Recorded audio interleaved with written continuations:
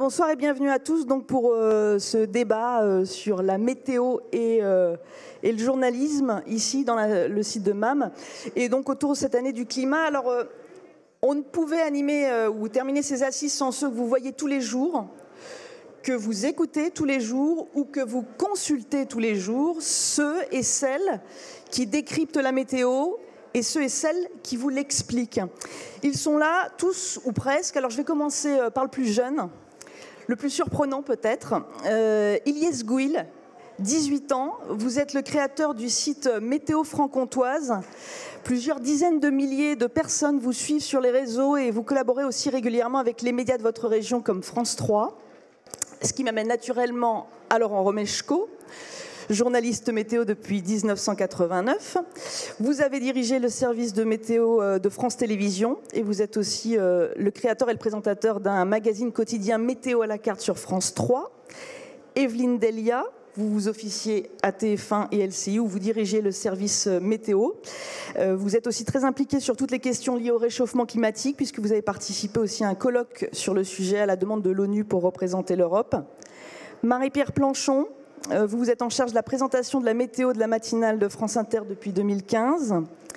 Dominique Marbouty, vous êtes météorologue, vice-président de météo et climat de la Société européenne de météorologie. C'est très très long, mais il y a beaucoup de choses à dire. Et enfin, David Salas-Imelia, vous êtes chercheur, climatologue au Centre national de recherche météorologique. Vous travaillez aussi en lien avec le GIEC, les experts du climat. Voilà, donc les présentations sont faites, il y a beaucoup de monde et on va pouvoir donc entrer dans le vif du sujet. Et je le rappelle aussi, vous qui êtes dans la salle, vous avez le droit de poser des questions, vous avez le droit d'avoir vos réflexions.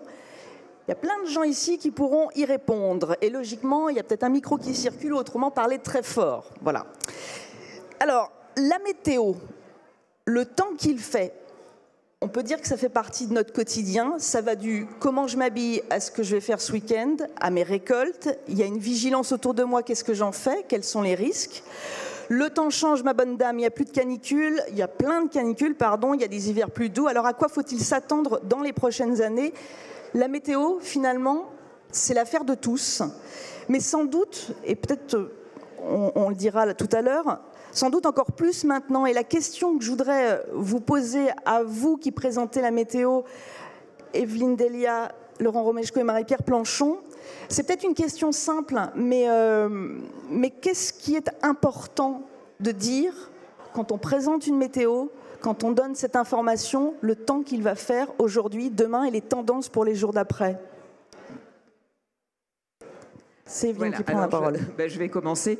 Écoutez, la météo, moi je dis souvent c'est la vie parce que ça intéresse tout le monde pour X raisons, parce que vous allez partir en week-end, parce que le matin vous voulez savoir comment vous allez habiller les enfants, etc. Donc, ce qui est important dans une météo, c'est que le téléspectateur, après Marie-Pierre parlera de la radio parce que c'est quelque chose de complètement différent, parce qu'il n'y a pas l'image et que c'est un support formidable, le téléspectateur veut savoir le temps qu'il va faire le lendemain et parfois les jours suivants.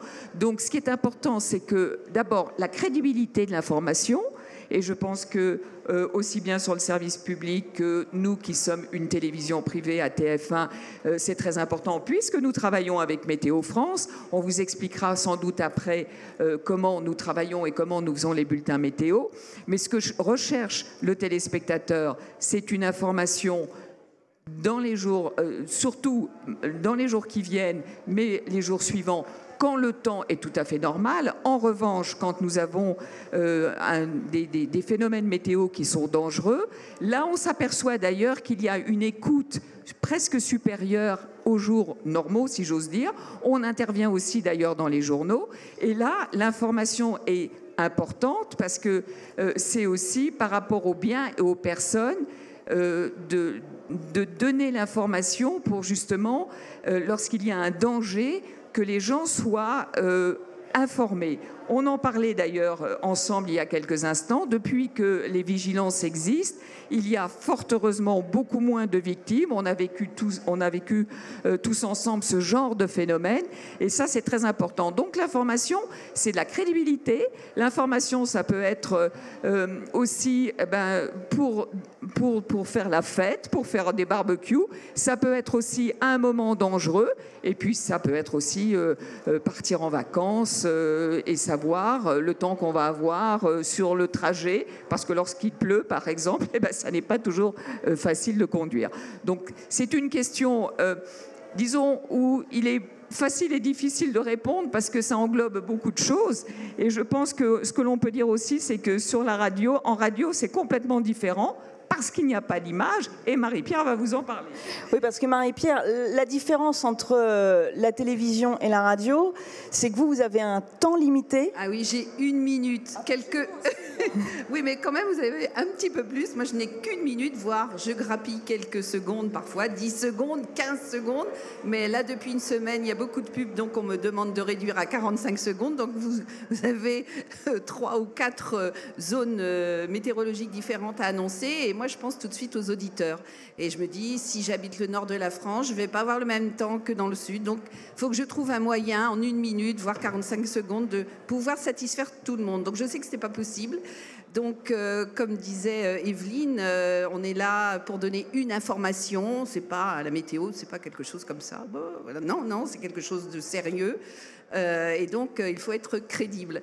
Donc, dans ces cas-là, quand il y a beaucoup de situations différentes, la priorité, c'est de donner les informations qui occasionnent on va dire plus peut-être de dégâts, où ça va être le plus difficile, où il faut vraiment faire attention. Et à partir de ce moment-là, quand il me reste quelques secondes, je donne... Alors j'essaye, comme j'ai plusieurs interventions dans la matinale, j'essaye de satisfaire un peu tout le monde. Donc je donne des températures en pensant aux gens de l'Ouest ou aux gens de l'Est. Ou ici, par exemple, vous voyez, Tours ou Nantes, il ne fait pas le même temps. Donc une fois, je vais dire Nantes, une fois, je vais dire Tours. Et j'essaye comme ça de pouvoir... Mais c'est vrai qu'en 1 minute, c'est tellement difficile d'avoir une carte de la France et la Corse, sans oublier la Corse, parce que vous avez les Corses aussi où il ne fait jamais le même temps qu'ici. Donc ce qui est très dur, c'est d'arriver à satisfaire tout le monde, et en même temps de rester crédible et créer du lien, parce que la radio, c'est avant tout créer du lien avec les auditeurs, parce qu'il n'y a pas d'image. Donc en plus, la difficulté pour moi, c'est voilà, comme disait tout à l'heure en backstage avec Evelyne, si vous habitez le nord ou le sud et que vous voyez la carte et qu'on n'a pas le temps, vous pouvez voir directement que lorsqu'on est à la radio, faut satisfaire tout le monde, et ça, c'est la plus grande difficulté. Voilà. Et je voulais aussi poser la question à Ilyes, parce que Ilyes est passionné de météo et il a un site. La différence, parce qu'effectivement, vous disposez d'une carte, mais pas de la parole. C'est un peu la différence. Donc vous, on lit la météo avec vous. Donc vous, qu'est-ce que vous mettez sur votre site, sur le département, en Franche-Comté ? Alors c'est vrai que du coup, vu que sur les réseaux sociaux, on n'a pas la parole, tout passe par l'écrit et le visuel, donc c'est sur ça que je joue beaucoup. Les cartes, toutes sortes de coloris, de températures. Donc sur mon site internet, on peut retrouver des cartes départementales, vraiment des zones précises. C'est là qu'il y a une grande différence avec une carte de la France, c'est que c'est localisé.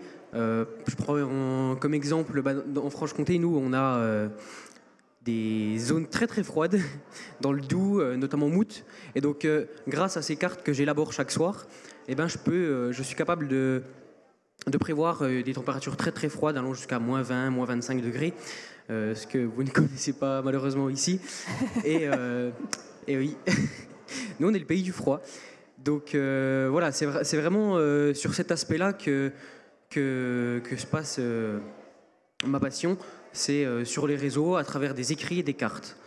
Écrit court, du coup. Écrit court. À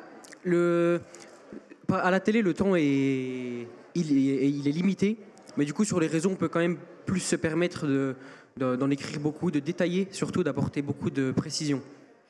Je me posais la question aussi, et si vous avez des questions, alors on m'a expliqué que vous pouviez aller au pupitre pour poser des questions qui est juste là. Voilà, comme ça on vous entendra. La question, oui, Laurent, vous vouliez rajouter ? Oui, non, juste pour compléter, c'est vrai qu'on a chacun nos volets. La difficulté à la radio, effectivement, c'est qu'il n'y a pas l'image.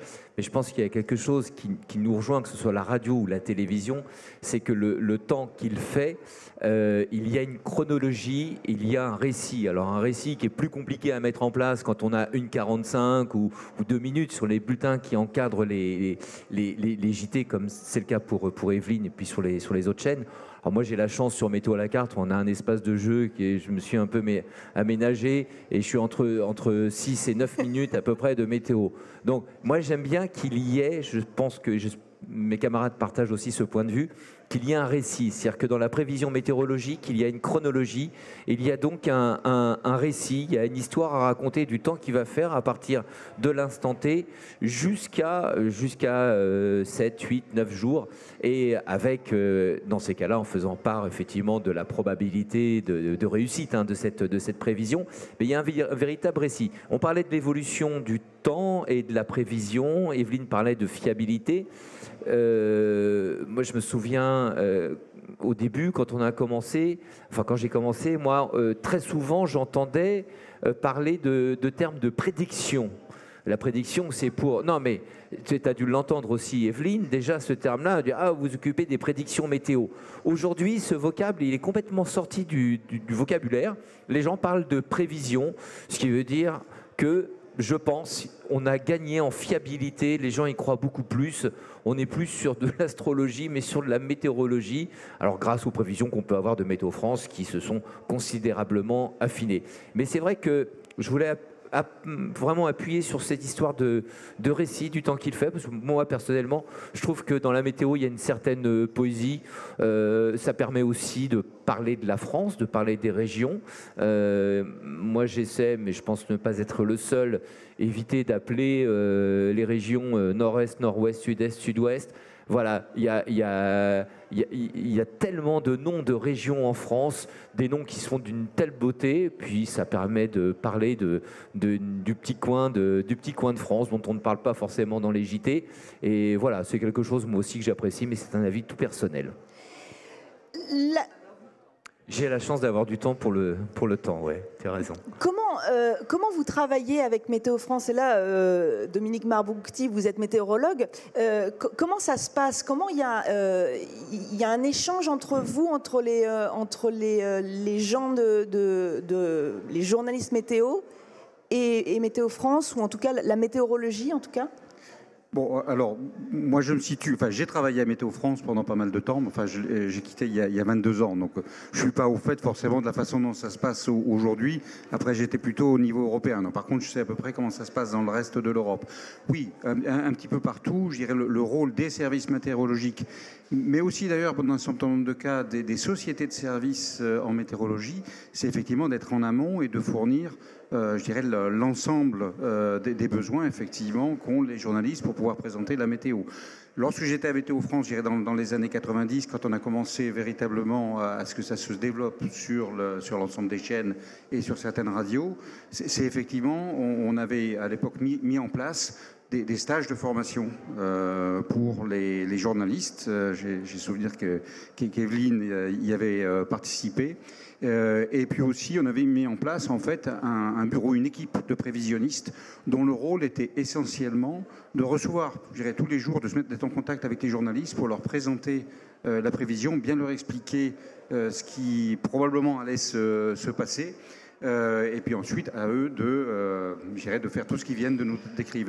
Et qui fait les cartes ? Pendant que j'ai le micro, juste pour prolonger ce que vient de dire Laurent, j'avais envie de dire, il y a une histoire qui circule chez les météorologistes qu'on aime bien, sur l'histoire de ces qualités, prédictions, prévisions.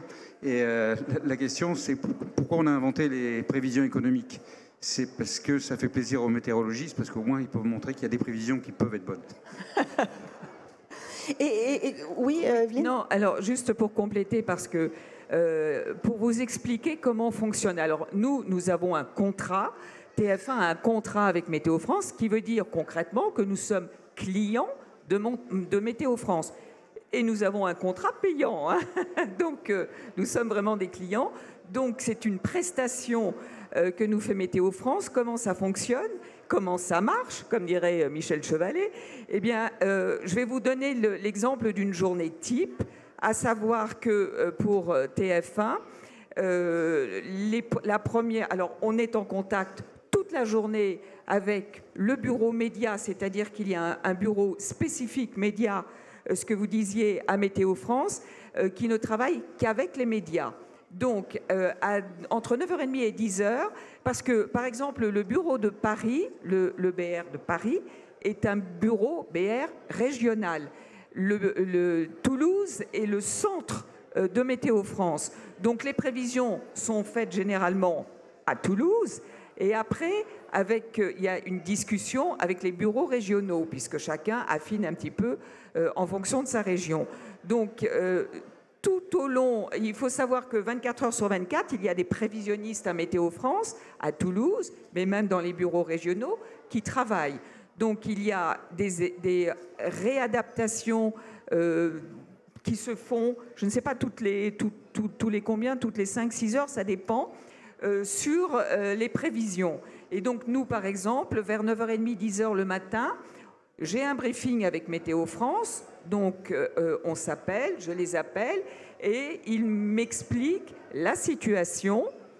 Alors pour ça, on a ce qu'on appelle des cartes de surface, ce sont des cartes un petit peu techniques, où on voit l'évolution des différentes perturbations. Et puis nous avons ce que vous voyez, vous, à l'antenne, les cartes que vous voyez, en fait, ce sont des cartes qui sont fabriquées par Météo France, en noir et blanc, avec leur charte à eux, et après, chaque chaîne transforme ces cartes en fonction de leur charte. Donc il y a une explication avec le prévisionniste de service à Météo France sur ce qu'il va se passer dans l'après-midi, les températures de l'après-midi, sur les prévisions du lendemain, matin, après-midi et des jours suivants. Et à partir de cela, alors à TF1, j'ai des infographistes, c'est-à-dire j'ai 2 personnes qui travaillent tous les jours avec moi et qui fabriquent, je devrais dire presque artisanalement et manuellement, nos cartes. Parce que vous avez des chaînes, alors pas tellement en France, mais souvent à l'étranger, vous avez des chaînes qui ont des espèces de pictos, des nuages qui sont toujours les mêmes et qui collent comme ça. Alors que nous, c'est vraiment des dessins où je peux leur dire, par exemple, si Météo France me dit pour demain matin, il y aura davantage de nuages sur le Finistère que sur le Morbihan ou sur l'île-et-Vilaine, on arrive à faire la nuance. Donc après, les cartes sont fabriquées. Et puis, je déroule rapidement ce qui est une journée. Le bulletin météo passe, enfin je le fais en direct après le journal de 13h. Donc Marie-Sophie Lacaro, avant c'était Jean-Pierre Pernaut, commence toujours son journal avec la carte de l'après-midi. Donc je dicte le texte pour Marie-Sophie. Et puis, après le journal, la météo a lieu en direct. Et puis, en début d'après-midi, donc c'est un travail tout au long de la journée, nous préparons avec les infographistes et avec aussi Météo France les bulletins pour la soirée avec les jours suivants, etc. etc. Donc et puis après, il y a les bulletins qui passent le soir. Donc, c'est un travail permanent entre TF1 et France 3, pas France 2, mais France 3, tu vas en parler, et Météo France. Ouais. Il marche plus ? Oui, non, je confirme. Moi, je travaille aussi avec Météo France. Alors, c'est vrai que à France Télévisions, sur Météo à la carte, on est les seuls à travailler avec Météo France. Le reste de la rédaction travaille avec une entreprise privée. Non, simplement pour effectivement le lien, ce que disait Evelyne, le lien est permanent avec les prévisionnistes de Météo France. Juste une chose, la prévision météorologique, et vous me le confirmerez, moi je suis pas scientifique, mais en fait c'est du calcul de probabilité. C'est vrai qu'on a la puissance numérique, les prévisionnistes ont la puissance numérique qui est là aujourd'hui, qui est à disposition. On entre beaucoup de données dans ces ordinateurs et donc la prévision tombe effectivement tous les jours et remise à jour.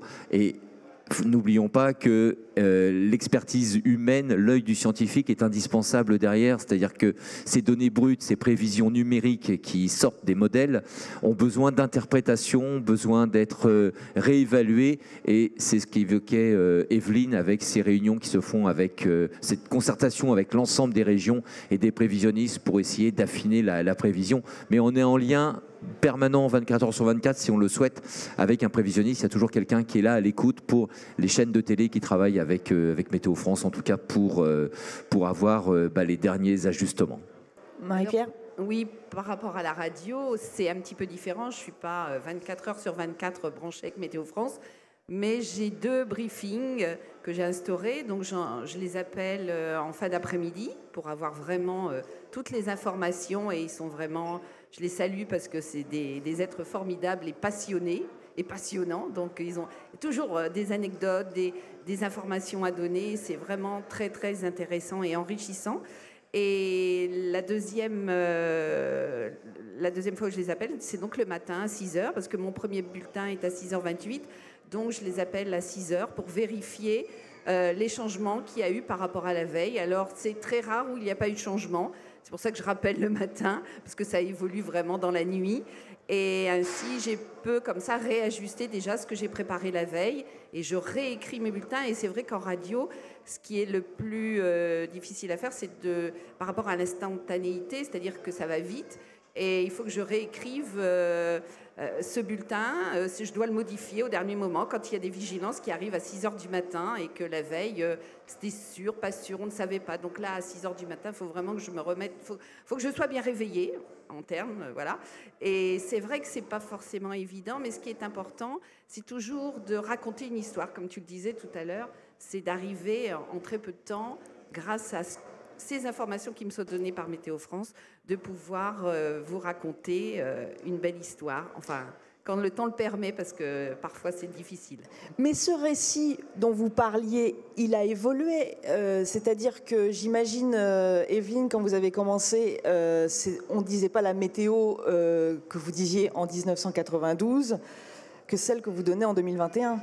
Et non, alors l'évolution, elle se fait déjà chez Météo France, parce que la crédibilité était de plus en plus importante. Dominique, il y a un chiffre qui m'a toujours impressionné, c'est le nombre d'informations qui sont dans ces énormes calculateurs. Quand on va à Météo France à Toulouse, le calculateur, je pense qu'il va de là jusqu'au bout de la salle, pratiquement, hein, on peut dire. Et c'est combien de milliers d'informations à la seconde. Enfin, c'est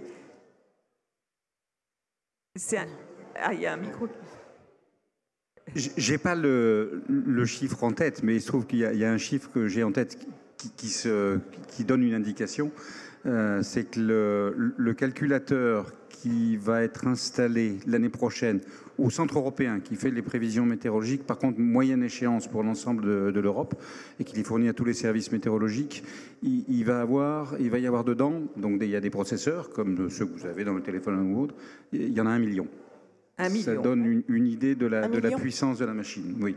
Voilà, mais le nombre, puisqu'on a aujourd'hui des modèles qui, à l'échelle globale, font 10 km, c'est de résolution. Comptez combien il y a de points sur la Terre, sachant que c'est sur 150 niveaux et qu'il y a beaucoup de paramètres. Enfin, ça se chiffre en milliards. Alors, quand on vous dit une résolution de 10 km, c'est-à-dire qu'on est capable de faire les prévisions sur 10 km, sur un carré de 10 km, alors qu'il y a, justement, on en parlait je sais pas, il y a 20 ans ou 30 ans. Dans les années 80, on était plutôt à 250 km à peu près. Voilà. Donc, c'est pour vous montrer l'évolution et l'importance de cette évolution à Météo France. Hein, c'est en permanence. Et l'évolution aussi de nos bulletins, on les a tous vus, toi aussi, à France 2, quand tu étais à France 2, c'est-à-dire qu'il y a l'évolution de l'information que nous donne Météo France. Moi, quand j'ai commencé, parce que les images, par exemple, que vous voyez quand on vous montre les images du satellite, ça, ce sont des images qui nous arrivent toutes les 5 minutes directement, qui nous sont envoyées par Toulouse et qui nous arrivent directement du satellite. Bon, il y a quelques années, c'était des images qui nous arrivaient toutes les 15 minutes. Donc c'était beaucoup plus saccadé, c'était moins précis. Les informations maintenant, quand on a moi quand j'ai démarré en 92, on faisait les prévisions du lendemain avec de temps en temps des erreurs. Alors que maintenant, aujourd'hui, je sais que les cartes de la veille, le lendemain, ce sont quasiment les mêmes. Et on ne parlait évidemment pas des prévisions à 6 ou 7 jours. Alors c'est plutôt une tendance qu'une prévision, mais on sait très bien ce qui va se passer. On sait par exemple que dans les 5 ou 6 jours qui vont venir, on aura une météo perturbée. Le problème, c'est souvent une question de chronologie quand on s'éloigne dans le temps. On sait par exemple qu'une perturbation va arriver la semaine prochaine. Savoir quand est-ce qu'elle va passer exactement sur la Bretagne ou le centre, etc., sur une durée de 2 ou 3 jours, ça c'est plus difficile. C'est pour ça qu'il y a les fameux indices de confiance d'ailleurs.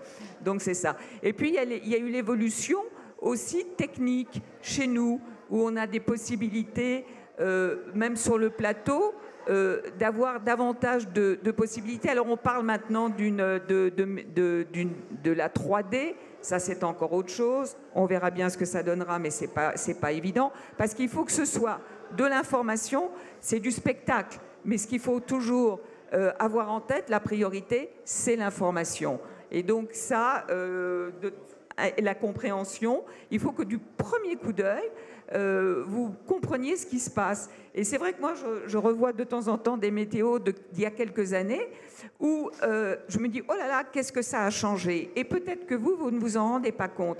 Et je me souviens très bien, Étienne Moujotte, qui a été mon patron pendant de longues années, quand on parlait de la météo, il me disait toujours évolution, mais pas révolution. C'est-à-dire, on fait évoluer les cartes, on fait évoluer l'information aussi avec Météo France, mais on ne change pas tout du jour au lendemain parce que vous avez tellement l'habitude c'est comme si tout d'un coup on changeait les amis, etc. C'est pas possible. Et ça, c'est très important. Mais ça bouge beaucoup. Moi, je vois les radars de Météo France. Il y a quelques années, c'était toujours les radars, que ce soit la pluie, la neige, c'était toujours les mêmes images. Alors que depuis 2 ans ou 3 ans, on distingue lorsque c'est la pluie, la neige ou même des pluies verglaçantes. Et ça, ce sont des évolutions permanentes. David Salas-Imelia, vous vouliez rajouter pour... Oui, bonjour à toutes et à tous. Donc, oui, quelques points pour compléter. Alors c'est vrai que Evelyne Delia dit que la présentation de la météo a changé, mais je dirais que la météo elle-même, le temps qu'il fait, a changé aussi. C'est-à-dire que si on regardait les bulletins d'Evelyne Delia et Laurent Romeshko il y a quelques temps, par exemple dans les années 90, on verrait que ne prévoit plus tout à fait la même chose. C'est-à-dire, par exemple, le nombre de journées où il fait 40 degrés, il y a de plus en plus des journées comme ça. Par contre, ils annoncent de moins en moins des froids à moins 15 degrés. Ça devient un petit peu plus rare maintenant. Donc ça montre que non seulement la présentation a changé, mais l'objet aussi que l'on présente a changé. Et c'est évidemment ce qu'on appelle l'évolution climatique, c'est-à-dire le climat étant une moyenne, une statistique de la météo, du temps qu'il fait. Tout ça a évolué, en fait, on le voit, et on le calcule aussi à Météo France en termes d'observation qui évolue de plus en plus. Le climat se réchauffe, et également en termes de climat futur. On va y revenir. Marie-Pierre, vous vouliez rajouter? Oui, pour rebondir avec ce que dit David, c'est vrai que j'ai commencé les matinales, à faire la météo dans les matinales en 2015, et je vois déjà l'évolution depuis 2015. En 5 ans, ça a changé. Je n'ai pas les mêmes saisons. Ça avance tout doucement et le mercure avec, il monte. Il y a beaucoup de moins gelé, il y a beaucoup plus de température, enfin ça tout le monde le sait. Mais c'est vrai que moi j'ai déjà constaté cette évolution seulement en 5 ans. Alors on va avancer sur le côté réchauffement climatique, mais j'avais quand même une question. Qu'est-ce qu'il y a, quand on parlait de changement de la manière de présenter la météo, qu'est-ce qui a changé aussi? C'est-à-dire, ce sont les événements climatiques qui ont fait que les vigilances sont arrivées, qu'on dit les choses différemment, ça devient plus important, plus formel? Ça, c'était une de mes questions, effectivement, sur les vigilances, sur les événements climatiques qui sont arrivés. Ce que je peux dire, c'est que je faisais à l'époque, en 1999, je faisais la météo marine, tous les soirs, et ça n'était pas envisagé, une telle tempête. Et je sais qu'à l'époque, j'ai... Vous parliez de la tempête de 99. Oui, en fait, il y en a eu deux, hein, mais je parle de la première, parce que la veille, je travaillais. Donc, il n'y avait pas ni ouragan, ni dans la situation générale et l'évolution, parce qu'en plus, bon, c'était un bulletin d'interservice mer. Et c'est vrai que ça a changé en arrivant sur la Terre. Mais en tant que personne, j'ai beaucoup culpabilisé par rapport à cette tempête qui est arrivée et qu'on n'avait pas vu venir. Et ça, c'est vrai que quand l'annonce a été faite d'instaurer des vigilances, ah là là, quel soulagement, parce que voilà, c'était très important et c'était nécessaire de le mettre en route. Mais il faut toujours attendre qu'il y ait un gros événement pour mettre en route. C'est ça, Laurent, il faut toujours attendre qu'il y ait un gros événement? Oui, alors les gros événements, moi je me rappelle, on évoquait, et David disait, le changement, l'évolution dans les températures, dans les conditions météorologiques. On se rend compte qu'il y a des événements qui sont beaucoup plus violents aujourd'hui. Je veux dire par là que ces exceptions, malheureusement, on a le sentiment parfois que ça commence à devenir la norme.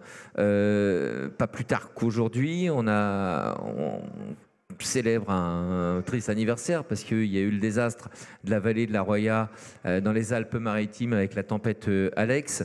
On se rend compte que ce phénomène qui est tout à fait exceptionnel, on espère qu'il ne va pas se reproduire, mais pour dimanche, il y a un nouvel épisode qui se met en place sur le sud du Massif central, sur les Cévennes. Il y a 250 litres d'eau qui sont annoncés au mètre carré, c'est à craindre. Donc on se rend compte que ça revient quand même assez régulièrement. Et ces phénomènes exceptionnels sont malheureusement de plus en plus réguliers, comme les températures, comme les normales de saison remontent. Moi je me souviens, alors c'est anecdotique, ça peut prêter à sourire, mais tu parlais, Marie-Pierre, de la tempête de 99. Moi, en revanche, je ne travaillais pas la semaine de Noël et pendant la tempête du 27. En revanche, j'étais là le 29 et je me souviens que lors du brief avec le prévisionniste à Météo France, on connaissait les dégâts donc de la première tempête. Et quand j'ai vu arriver les choses et les évaluations avec la seconde et les vitesses de vent qui étaient annoncées à 130 km/h, je me souviens lui avoir dit, j'ai dit mais c'est la même chose qui arrive, c'est un phénomène identique. Et je me souviens du prévisionniste qui m'a dit, bah non, c'est pas possible parce que celle d'avant-hier, ça arrive une fois par siècle. Bon, en termes de voilà, c'est arrivé, les deux sont arrivés aussi violentes l'une que l'autre. Je ne sais pas s'il y a photo entre les deux, enfin il y a peut-être photo, mais ils étaient pareils. Mais c'est arrivé à 48 heures. Je veux dire par là que ces phénomènes sont de plus en plus fréquents et tout ça a fait évoluer aussi notre façon de vous parler, notre discours, parce qu'effectivement, on attache beaucoup d'importance aujourd'hui avec l'expertise de Météo France sur la sécurité des biens et des personnes. C'est ce qui est primordial. Oui, puisque vous parliez, David, des températures, j'ai aussi un exemple. C'est au moment de la COP21, l'OMM, l'Organisation météorologique mondiale, avait demandé à un présentateur météo de chaque pays, du monde entier d'ailleurs, de faire un bulletin pour août 2050. Et donc, j'avais eu l'honneur et le privilège de le faire pour la France. Et j'avais donc travaillé pour faire ce bulletin, parce qu'il n'était pas question de faire n'importe quoi, avec Météo France, puisque Météo France fait des projections, bien évidemment, sur les années à venir. Et j'avais aussi travaillé avec des scientifiques, Jean Jouzel et Hervé Letreut, pour faire aussi déjà voir ce qui s'était passé, notamment la fonte de l'Arctique, etc. Et j'avais donc demandé à Météo France de me faire un bulletin, je crois que c'était du 6 août 2050, nébule matin, enfin, c'est-à-dire le matin, l'après-midi, et les températures. Et je reçois ça, et dans les températures, il y avait des 40 degrés. Dans le sud, il y avait des presque pratiquement 40 degrés aussi dans les régions centrales. Oh, je les appelle, je dis attends, c'est pas possible, je vais pas sortir quelque chose comme ça là. Il me dit bah si, quand même, on le fait. Je l'ai fait. Donc j'ai ce bulletin, vous l'avez peut-être vu parce qu'il a pas mal circulé. Le 28 juillet 2019, 42 degrés 6 à Paris. Il n'avait jamais fait aussi chaud. En juin 2019, 46 degrés à Vérargues, dans le Gard, record absolu en France. Il n'avait jamais fait aussi chaud. On était en 2019, on dépassait quasiment les températures prévues pour 2050. Donc là, il y a aussi, je crois, on peut le dire, un emballement. Moi, j'ai revu, là, on a des infospés tous les jours de Météo France. Il y avait, au mois de juin, on a eu une petite canicule, et puis on a eu aussi des températures qui atteignaient les 40 degrés facilement. Ça n'a pas duré longtemps. On a eu parfois un été un peu pourri, mais voilà. Et ça, ce sont des phénomènes. J'en discutais aussi avec des prévisionnistes là récemment qui me disaient les canicules, maintenant, non seulement elles seront de plus en plus fréquentes, mais surtout de plus en plus tôt. On a eu quelques jours de canicule en juin et de plus en plus tard. Et même, on a eu aussi des pics de chaleur récemment. Donc voilà. David Salah Simelia, je voulais savoir, parce qu'on parle réchauffement climatique et on parle météo en ce moment, juste pour remettre les choses en perspective, la différence entre climat et météo. Oui, alors, de façon simple, une première façon de dire les choses, quand vous allez quelque part, mettons que vous vouliez aller à Nice, par exemple, mais c'est dans 3 mois, vous ne connaissez pas trop la météo qui va faire, évidemment, 3 mois à l'avance, hein, ça même les présentateurs météo ne sauraient pas le dire. Donc vous regardez quel climat il pourrait faire. Donc, le climat, en fait, c'est au premier ordre la météo à laquelle vous pouvez vous attendre. Et la météo, en gros, c'est ce que vous récupérez, c'est ce que vous expérimentez une fois que vous êtes sur place. Une autre façon de dire les choses, en fait, le climat, c'est des statistiques, hein, c'est-à-dire la température moyenne qu'il fait en un lieu donné, observée sur une période de référence de 20 ou 30 ans, les précipitations, et aussi les écarts par rapport aux moyennes, par rapport au normal. C'est-à-dire que le climat peut être plus ou moins variable. Voilà, donc on peut dire les choses comme ça de façon simple. Donc ça s'obtient en observant la météo au jour le jour, impatiemment, et en faisant ensuite des statistiques. Et on regarde ensuite l'évolution de ces moyennes, de ces extrêmes, hein, dont on a parlé tout de suite, pour le climat. Et est-ce que les événements climatiques qu'on vit, comme une tempête, les inondations, etc., est-ce que la multiplication de ces événements météo, ces phénomènes météo à des moments donnés, a un impact, en tout cas, sont plus extrêmes et peuvent être expliqués par le réchauffement climatique? Alors, ça dépend des extrêmes, mais d'une manière générale, le GIEC, hein, notamment, est de plus en plus clair sur les messages. Pour les canicules, la multiplication des canicules et le fait qu'elles soient de plus en plus intenses, ça, c'est très clairement un impact du changement climatique. Pour les vagues de froid, les vagues de froid sont de moins en moins fréquentes et de moins en moins intenses, mais ça aussi, c'est la marque du réchauffement climatique. Les cyclones, alors ça, ce sont de nouveaux messages du GIEC qui n'étaient pas aussi affirmatifs il y a encore quelques années, mais parmi les cyclones, on observe une proportion plus importante qu'avant de cyclones intenses. Ce sont des choses, disons, dont on n'était pas sûr, mais maintenant les observations s'accumulent de plus en plus et on peut dire ce genre de choses. Et pour les pluies, par exemple, alors les pluies qui sont autour des cyclones, finalement, un grand danger, parce que pour des cyclones, on pense souvent au vent extrême, hein, qui souffle au niveau des cyclones, mais il y a aussi les pluies qui contribuent énormément à la dangerosité des cyclones et aux vagues. Et donc les pluies extrêmes, elles aussi, ont tendance à augmenter en intensité, y compris dans le sud-est de la France.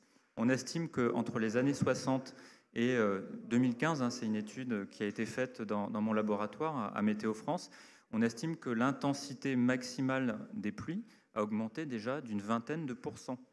Et donc quand on parle de 200 ou 300 litres d'eau par mètre carré qui peuvent tomber en 24 heures, hein, ce qui est énorme, hein, ça peut être une baignoire par mètre carré qui tombe dans des régions montagneuses, on imagine et on voit bien dans l'actualité les dégâts que ça peut faire. On ajoute 20%, hein, par rapport à ce qu'on avait dans les années 60. Donc clairement, oui, ces événements sont en train de devenir plus dangereux d'une manière générale. Et ça, c'est en lien avec le changement climatique d'origine humaine. Donc c'est pas un symptôme, c'est plus long dans le temps, en fait, c'est ça, c'est pas... Alors, enfin, symptômes, disons, si on pense à quelque chose qui est passager, non, ce n'est pas passager, ce sont des tendances de long terme. Et on peut même dire plus, on peut même analyser un événement en particulier.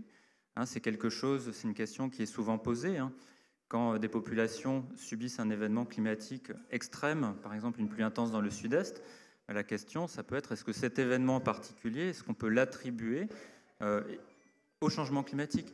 Est-ce qu'il est devenu plus probable? Est-ce qu'il aurait été aussi intense que ça dans le passé? Et là aussi, on a des messages de plus en plus clairs. Laurent Romeshko, vous vouliez rajouter en dehors de votre téléphone portable? C'est ce que j'ai fait. Oui, je voulais juste ajouter une chose. Alors, le rapport du GIEC qui vient d'être publié au mois d'août dernier, le 6e rapport, il est sans ambiguïté, il est nettement, il est affirmatif sur l'origine du dérèglement climatique, du réchauffement et sur les conséquences que ça va avoir et les objectifs qu'on s'est fixés. Ça, c'est une chose. Et puisque le débat de ce soir porte aussi sur la responsabilité qu'on peut porter sur ce réchauffement climatique, voilà, il y a eu différentes étapes. Régulièrement, on nous pose la question, Evelyne, moi, Marie-Pierre, peut-être, on intervient dans les JT régulièrement quand il y a des événements météorologiques exceptionnels. Et la question inévitable à chaque fois, c'est est-ce lié au réchauffement climatique? Il faut savoir que ces plateaux dans les JT, ces interventions, on les fait depuis maintenant de nombreuses années. Moi, je me souviens, les premiers, j'ai dû les faire en 2005-2006 dans ces eaux-là. Peut-être pour toi aussi, Evelyne, je pense à peu près. Et on s'est heurté à moi, personnellement, c'est mon sentiment aussi à un moment. Alors, c'est aussi la prudence que les scientifiques ont. Les scientifiques sont alimentés et fonctionnent avec le doute. C'est la démarche scientifique qui est comme ça. Et c'est vrai que très souvent, nous, qui sommes journalistes, on ne pouvait pas forcément être affirmatif lorsque le présentateur du 20h nous demandait c'est le réchauffement climatique. Les climatologues nous disaient bon, oui, on a des doutes, mais on ne peut pas être affirmatif. On l'est beaucoup plus aujourd'hui, beaucoup plus affirmatif. Le discours a véritablement évolué. Je pense qu'il y a eu une erreur aussi de discours pendant un moment. On a très longtemps parlé de réchauffement climatique, on en parle toujours aujourd'hui. Moi, je préfère nettement parler de dérèglement climatique parce que quand on a des étés pourris, c'est pas, oui, l'origine c'est le réchauffement, mais quelque part, c'est un dérèglement généralisé et qui est global, qui est planétaire. Il y a eu ces différentes étapes dans nos discours. Je pense qu'aujourd'hui, on est plus affirmatif. La communauté scientifique l'est beaucoup plus. Puis n'oublions pas qu'il y a eu des étapes aussi qui ont desservi, même si la COP21 2015, tu l'évoquais, effectivement, il y a eu le résultat Conseil qui était plutôt heureux. N'oublions pas qu'il y a eu d'autres COP avant qui ont été de véritables échecs. Je pense à celle de 2009 à Copenhague, si je ne me trompe pas, où là, il y avait encore un discours climato-sceptique qui était largement diffusé, qui était entendu. On tendait les micros aussi aux climato-sceptiques. Alors, je ne dis pas qu'il ne faut pas qu'il y ait de discussion. Il faut qu'il y ait une discussion sur ce sujet. Mais tout ça a beaucoup freiné. Justement, pour rebondir sur ce que tu dis, sur cette année 2009, où Obama refusait de renégocier les accords de Kyoto, bon, c'est une anecdote, mais je sais que ça m'a frappé lorsqu'il est rentré à Washington. Son avion a failli ne pas atterrir parce qu'il y a eu le blizzard du siècle. Et quand je l'ai vu descendre sur le tarmac avec toute cette neige qui lui tombait dessus, et excusez-moi, je vais être... voilà, je dis espèce de... parce qu'effectivement, à ce moment-là, je faisais depuis 3 ans, une chronique le soir à 19h qui s'appelait Les yeux au ciel, et je faisais le tour du monde. Je devais relater un événement climatique avec une incidence sur la population dans l'émission de Jean-Marc Four, et pourtant elle tourne. Et à partir du printemps 2007, comme je faisais le tour du monde chaque jour, je me rendais compte de l'augmentation des événements extrêmes, à tel point il y a même vraiment un cyclone qui m'a frappé. C'est passé dans le golfe du Bengale au mois de novembre 2007, si ma mémoire est bonne, Sidir ou un truc comme ça. Et quand j'ai vu arriver dans cet endroit, je me suis dit, oh mon Dieu, ça va être désastreux, parce que ça arrivait dans un golfe, donc la puissance allait augmenter. Et quand on en a parlé avec Jean-Marc Four m'a dit oui, oh là là, ça va faire beaucoup de morts. Et c'est vrai que nous, on va en parler, parce que lorsqu'il y a des milliers de morts ou des centaines de morts à l'étranger, dans ce genre de pays, on n'en parle pas beaucoup chez nous, alors que s'il y a 3 morts, on va faire 3 jours dans les journaux. Et ce qui a été très important, c'est que pendant ces années, j'ai fait ça pendant 4 ans, et je me disais personnellement, mais on est dans le déni, et à tel point que le réalisateur qui travaillait avec moi à l'époque, m'appelait Miss Catastrophe. Et je lui disais, mais je suis désolée, c'est une réalité. C'est pour rebondir sur ce que tu disais, parce qu'effectivement, nous, on les a vus, mais on n'est que journalistes, on n'est pas scientifiques. Mais c'était une observation et une constatation. Dominique Marbotti. Oui, ce que je voulais dire pour revenir un petit peu sur ce qui a été dit tout à l'heure, je ne pense pas que ce soit simplement les scientifiques qui d'un seul coup décident de s'ouvrir et puis de dire des choses. C'est surtout qu'ils ont aujourd'hui des outils qui leur permettent de le faire. David a parlé tout à l'heure des systèmes d'attribution. Aujourd'hui, on a développé des outils qui permettent réellement, dans un délai assez bref après un événement, que ce soit une très grosse crue, une vague de chaleur ou autre, de faire le calcul de quelle est la probabilité de cet événement dans la situation actuelle où on est, donc avec l'évolution climatique, et quelle aurait été la probabilité de cet événement s'il n'y avait pas ce dérèglement climatique, pour reprendre la même expression que Laurent.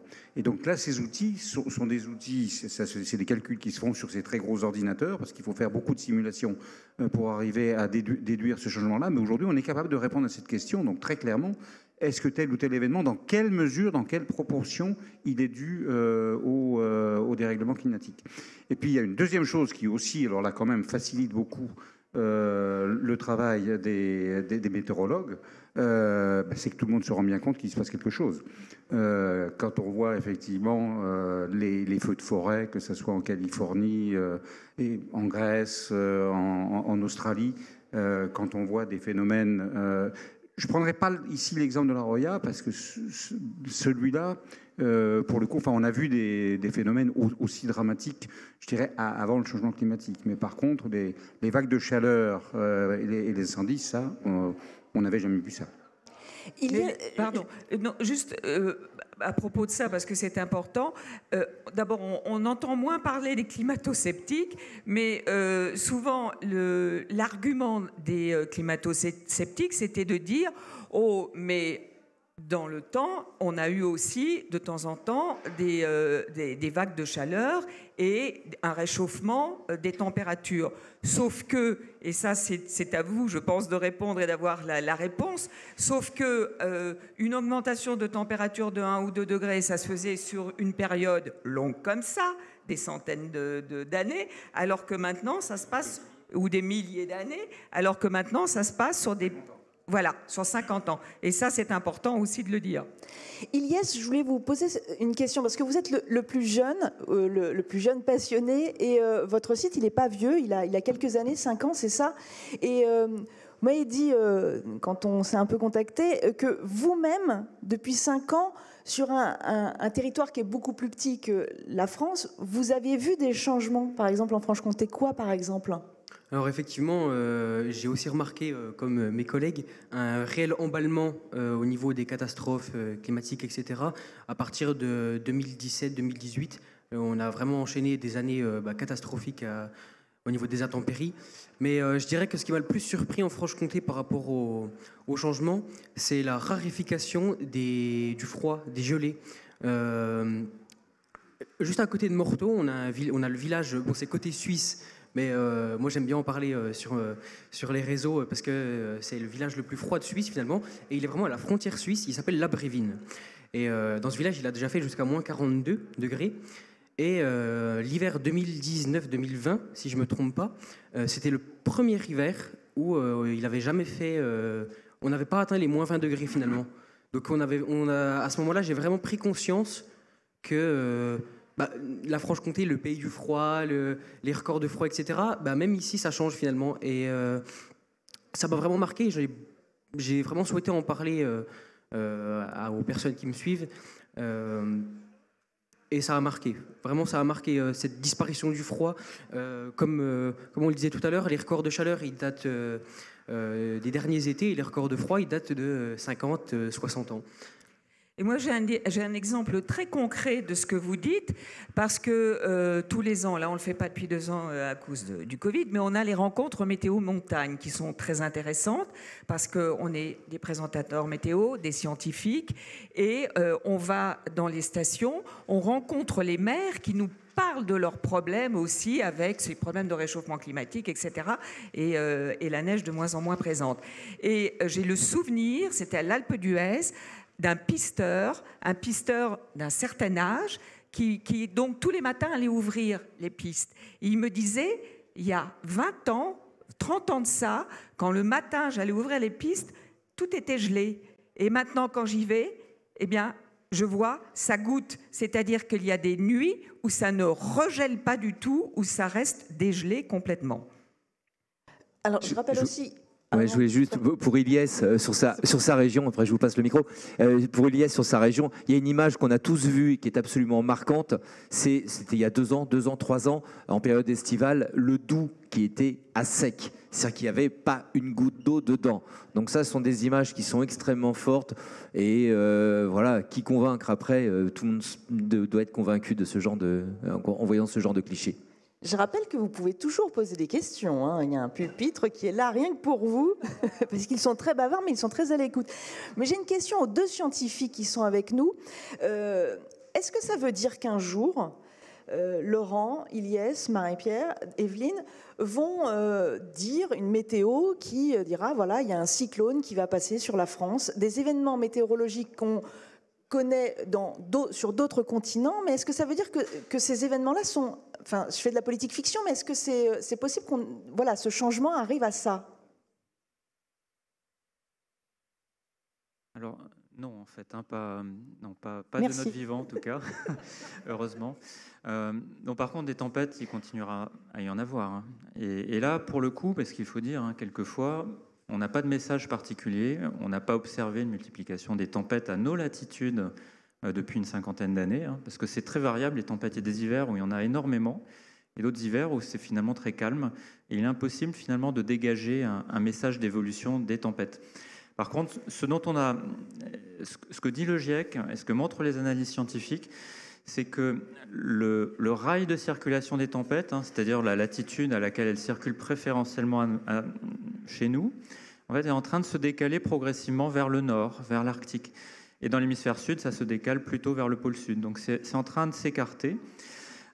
Et en même temps, on observe aussi une progression des zones de sécheresse à partir, pour nos latitudes, du Sahara, du sud de la Méditerranée, vers le sud de la France. On a aussi des évolutions de précipitations moyennes, particulièrement en été, qui commencent à diminuer actuellement, et ça devrait se poursuivre. Donc non, déjà, voilà, je dirais l'image est déjà assez noire, hein, en termes de climat, donc non, il n'y a pas de souci, mais c'est déjà quand même suffisamment problématique pour nos amis d'outre-mer, hein, qui subissent les impacts de cyclones, de nombreux cyclones, comme c'est arrivé par exemple en 2017 dans les Antilles. Donc ils frappent régulièrement ces régions-là, et on s'attend quand même à ce que les cyclones en moyenne deviennent plus puissants et plus dévastateurs qu'actuellement. Est-ce que vous, présentateur météo, vous avez été à un moment donné obligé de convaincre vos rédactions, de dire, voilà, il y a des événements climatiques qui sont des événements météorologiques qui sont importants, et il faut appuyer dessus, il faut que vous en parliez. Est-ce que ça a été des choses que vous avez dû faire, ou finalement tout le monde vous a suivi? Alors moi, de mon côté, non, j'ai pas eu besoin de convaincre. Et je trouve que, bon, voilà, j'étais en lien permanent moi, avec la rédaction. Mais c'est vrai que moi, généralement, les rédactions en chef que j'ai pu avoir se posaient la question instantanément. On couvrait l'événement météorologique sur l'instant T avec de la prévision, et avec du décryptage, avec de l'explication. Mais le lien, moi je trouvais même que très souvent, il poussait souvent à ce qu'il y ait le lien obligatoirement avec le réchauffement climatique. Parfois, il faut être extrêmement prudent, il faut avoir du recul, il faut, voilà, un événement comme ça ponctuel, on peut pas forcément en déduire que c'est lié au dérèglement, au réchauffement climatique. Donc, mais généralement, ouais, moi je freinais peut-être un petit peu même. Je sais pas, Evelyne. Oui, non, ils sont tout à fait conscients de ce qui se passe. Ce sont des journalistes, hein, donc ils sont au courant effectivement de cette évolution. Ils suivent cela de près. À TF1, c'est exactement la même chose, mais c'est vrai que l'on intervient de plus en plus dans les journaux pour expliquer ces phénomènes, pour expliquer ce qui se passe, et que ils nous posent la question, est-ce que on peut dire que c'est dû au réchauffement climatique. Alors on est, comme les scientifiques, très très prudents en disant il ne faut pas confondre météorologie et climatologie, parce que ce qui est très difficile pour le téléspectateur, et moi je l'ai vécu au tout début où j'ai commencé à parler avec mes petites phrases dans mes bulletins il y a plus de 10 ans de ça, c'est bon pour la planète. La difficulté au début, surtout maintenant, maintenant ça y est, on en parle du réchauffement climatique, mais au début, quand dans un bulletin je leur disais demain il va faire 5 degrés de plus, ce qui arrive souvent, avec tout d'un coup une augmentation des températures. Et puis, dans 100 ans, la température va augmenter de 1,5 degré, 2 degrés, maintenant on en est plus. C'était très difficile de comprendre et d'appréhender la différence. On me disait, mais attendez, 2 degrés sur 100 ans, c'est rien.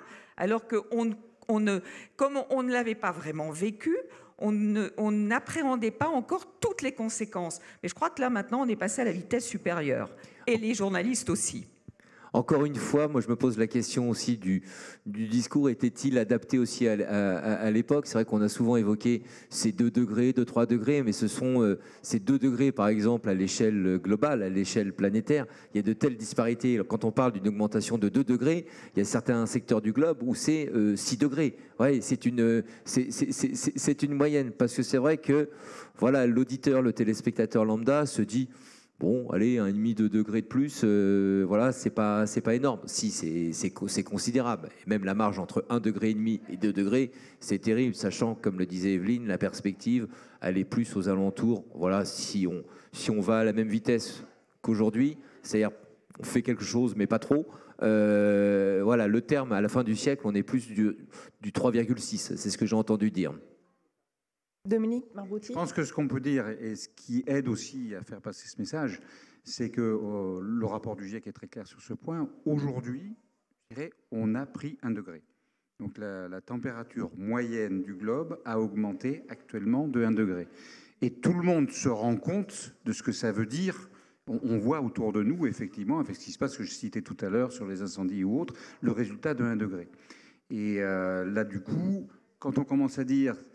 Du coup, si on dépasse la promesse d'une certaine façon, en tout cas l'objectif de la COP21, c'était d'essayer de limiter à 1,5 degré, tout le monde se rend compte qu'effectivement, déjà 1,5 degré, ça va être, quand on voit ce qui s'est déjà avec 1 degré, ça va déjà être énorme. Or, quand on sait qu'aujourd'hui, on est sur une trajectoire sans doute bien au-delà de ça, je pense que tout le monde se rend compte que là, ça devient extrêmement sérieux. David ? Oui, aussi pour ramener les choses, c'est vrai qu'une température mondiale, une température de la planète, 1 degré, 1,5 degré, 2 degrés, c'est vrai qu'on est conscient en tant que climatologue que ça peut être un petit peu abstrait. Pour ramener les choses, par exemple, à Tours, le réchauffement à Tours est de, on va dire, 1,8 degré à peu près depuis les années 60. Alors ça, évidemment, il faut être un petit peu ancien pour l'appréhender, mais pour vous donner aussi une autre idée, cette année, vous avez peut-être eu l'impression que ça n'a pas été une super année d'un point de vue météo. Il a fait froid, quand même, on s'en sortait pas, mauvais, etc. Mais n'empêche, il ressortira plus ou moins à la fin de cette année que l'année 2021 a juste été 1 degré plus fraîche que l'année dernière, 2020, qui a été l'année la plus chaude jamais observée par Météo France, à Tours et ailleurs, depuis le début des observations. La différence entre une année qui vous a paru chaude et une année qui vous a paru froide, c'est ça qui est étonnant. En fait, on est capable, avec notre simple ressenti, de s'apercevoir d'une différence de 1 degré sur une moyenne d'une année, avec notre simple ressenti. Alors que finalement, en météo, 1 degré de plus, 1 degré de moins, par rapport à la veille, on ne va pas vraiment s'en apercevoir. Et puis pour celles et ceux qui sont pas forcément convaincus, ils sont de moins en moins nombreux. C'est vrai qu'on en parlait tout à l'heure, on a un témoin qui est absolument et malheureusement formidable, c'est la végétation. Il suffit de regarder, alors c'est pas le cas cette année parce que les vendanges ont sur pas mal de secteurs, par manque de soleil, du retard. Et souvent il y a 15 jours, 3 semaines, voire plus de retard. Mais d'une manière générale, lorsque vous regardez les dates de vendange, et ce, quels que soient les vignobles, alors on peut voir ça aussi pour les dates de moisson. Voilà, depuis une cinquantaine d'années, elles se font 2-3 semaines avant. Donc voilà, donc le réchauffement, il est là aussi. Et là, la végétation, c'est quelque chose de très parlant, de très convaincant, même si, encore une fois, cette année, quelque part, est un peu l'exception qui confirme la règle, mais c'est aussi, voilà, on ne peut pas sur une année en déduire que le climat s'est refroidi parce qu'on a eu un été pourri. En Normandie, on voit maintenant des palmiers. À Tours aussi, il y a beaucoup de palmiers près de la mairie. Alors moi qui viens de Toulouse, j'avoue que ça m'a surpris, mais je dis à ma femme, je lui envoie une photo, je lui dis mais en fait je suis à Nice. Alors un autre point, alors c'est parfaitement vrai tout ce qu'a dit Laurent sur la végétation. Cette année était une année un peu particulière quand même. Alors je crois que la région a aussi été touchée par du gel tardif en avril. Alors ça, bon, c'est assez facile. Il y a finalement des gens qui vont dire, mais alors, où est le réchauffement climatique? Les récoltes sont détruites, les récoltes vont être très mauvaises cette année en France, dans beaucoup de régions de France, à cause de cet événement. Mais alors là, les climatologues vont vous dire une chose, c'est que pourquoi ça a fait des dégâts sur la vigne? C'est parce que la vigne avait déjà démarré de façon très précoce. Parce qu'en fait, fin mars, il y a eu des températures qui étaient extrêmement élevées. Bon, je suis de Brest. Le 31 mars, je crois, ou peut-être tout début avril, mais Brest a été la ville la plus chaude d'Europe. C'est quand même pas tous les jours. Il avait fait 27,5, mais il avait fait aussi très chaud dans de grandes parties de la France, et du coup, la végétation a démarré. Mais ça aussi, c'est très clairement la marque du réchauffement climatique. C'est-à-dire, il a fait plusieurs degrés de plus que ce qu'il aurait fait en 1900 sous les mêmes conditions météorologiques.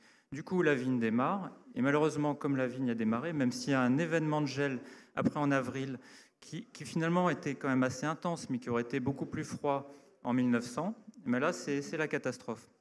C'est ce qu'on appelle des événements composés en climatologie, c'est-à-dire d'abord de la chaleur en plein hiver, ou à la fin de l'hiver, et ensuite du froid.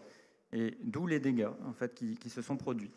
Alors qu'en 1900, finalement, il n'aurait peut-être pas fait chaud au mois de mars, la vigne n'aurait pas démarré, il y aurait eu du gel peut-être plus intense que ce qu'on a eu là, mais vu que la vigne n'a pas démarré, ce n'est pas un problème, elle aurait démarré après, il n'y aurait pas eu tous ces dégâts. On est face à ce genre de choses, finalement, il faut probablement adapter les cultures, changer les variétés pour faire face à ce genre de questions, et notamment Céline Raé, actuellement, qui traite ces questions-là partiellement avec Météo France. Et quel devient en fait le rôle du présentateur météo face à ça en fait? C'est-à-dire qu'il adapte son discours, Marie-Pierre? Je donnerai un exemple lorsque les températures sont assez élevées et que certains journalistes même disent il va faire beau. Et par exemple, dans mes bulletins, j'essaye toujours de relativiser et de dire il va faire chaud. Je n'emploierai pas le mot de beau temps.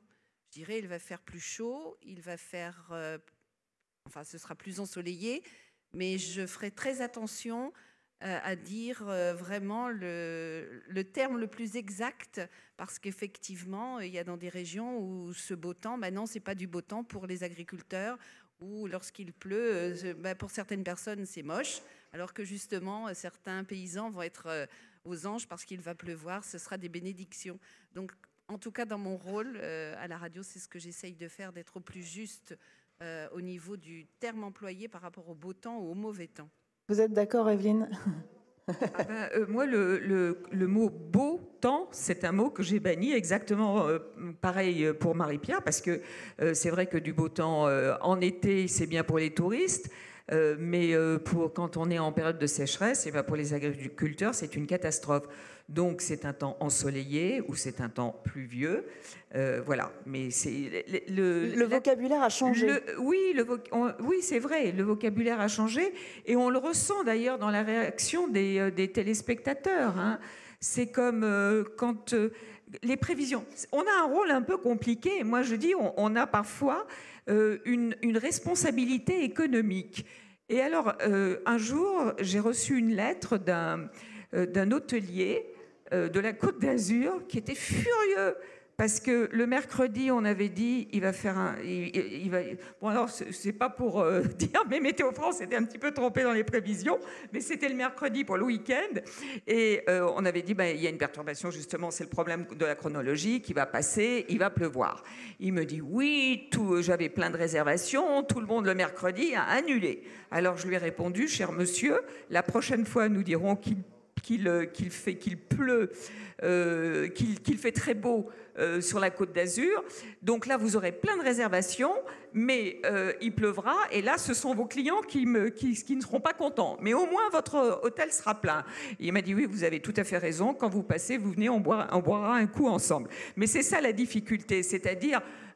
dans les prévisions, c'est pour ça qu'on a une responsabilité économique. Et j'en parlais d'ailleurs, souvent les hôteliers, d'ailleurs, ils aiment bien parler avec nous de ça. Et ils me disent, vous savez, le mercredi, quand vous faites les prévisions le mercredi soir, après les prévisions, le téléphone sonne à la réception pour le week-end et on nous dit, et on annule ou on réserve en fonction de la météo que vous avez prévue. Donc, voilà, c'est quand même une responsabilité de la part de Météo France, hein. Attention. Laurent, oui. TF1, c'est un peu booking.com. Hein. Il gère tous les hôtels et les campings. Moi, j'ai eu la même mésaventure comme ça avec une prévue une fois. J'ai pas dit qu'il allait pas faire beau. Voilà, annoncé simplement de la pluie. Et je me souviens que c'était à Paimpol, camping ou un hôtel. Je crois que c'était un camping. Et on s'est fait, mais alors, massacrer par la propriétaire du camping parce qu'elle s'est retrouvée avec des réservations qui étaient annulées, forcément.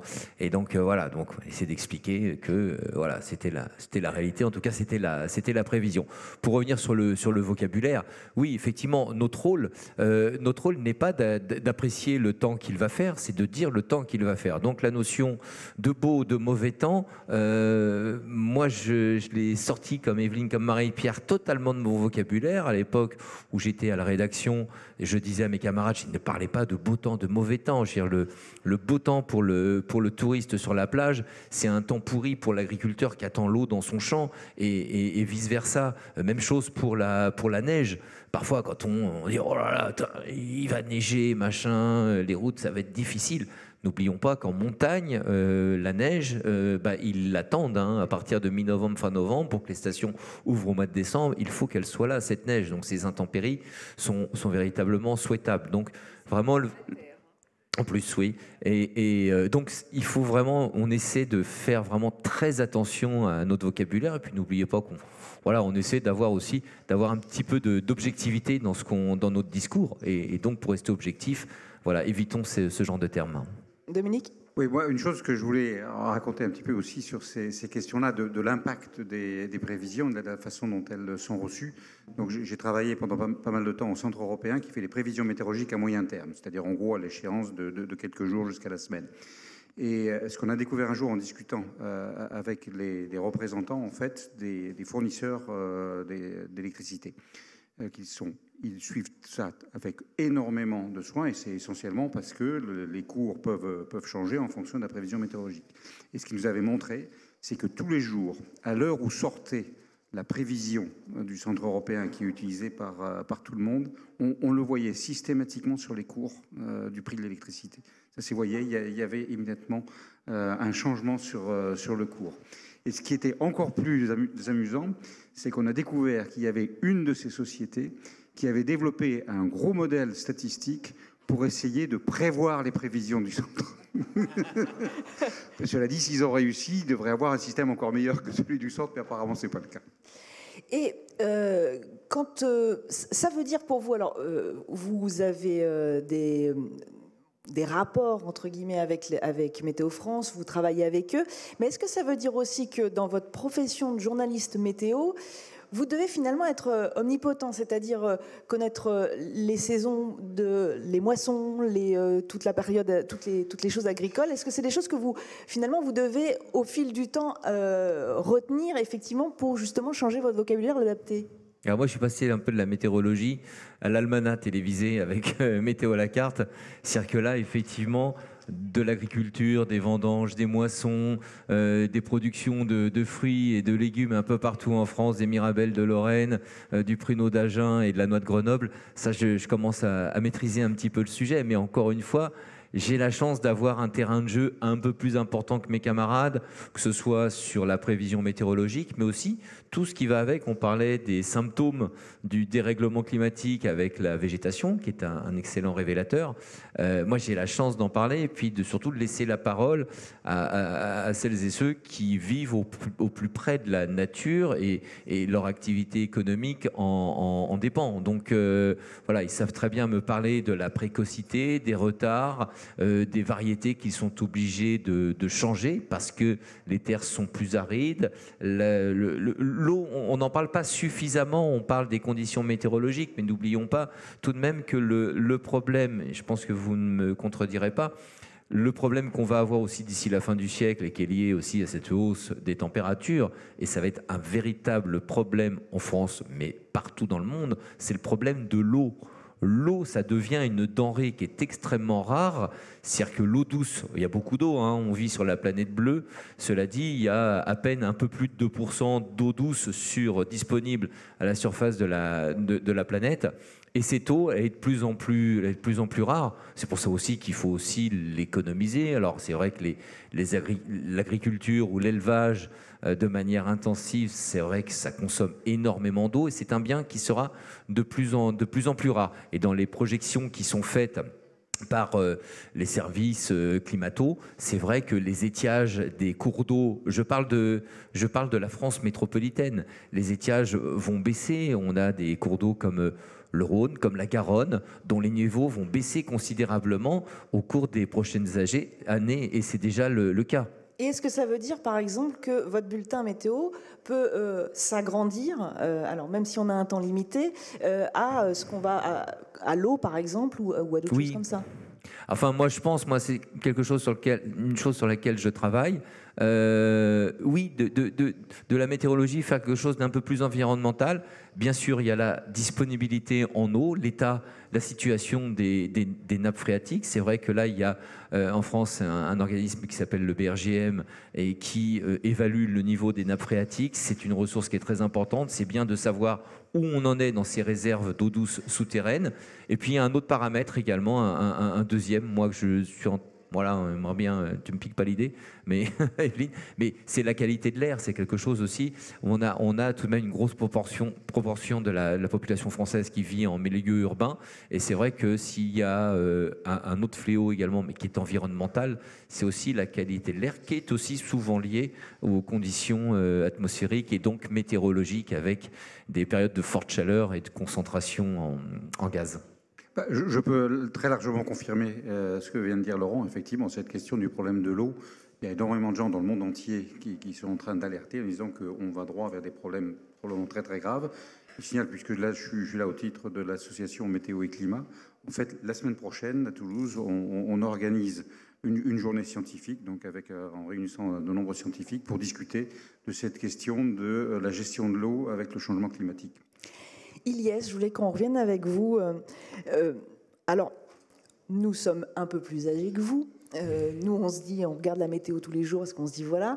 Moi, ce qui m'intéressait, c'est voilà, vous êtes jeune. Vous, votre truc à vous, c'est de parler à l'ensemble ou aussi de s'adresser aux plus jeunes pour qu'il y ait aussi une sensibilisation.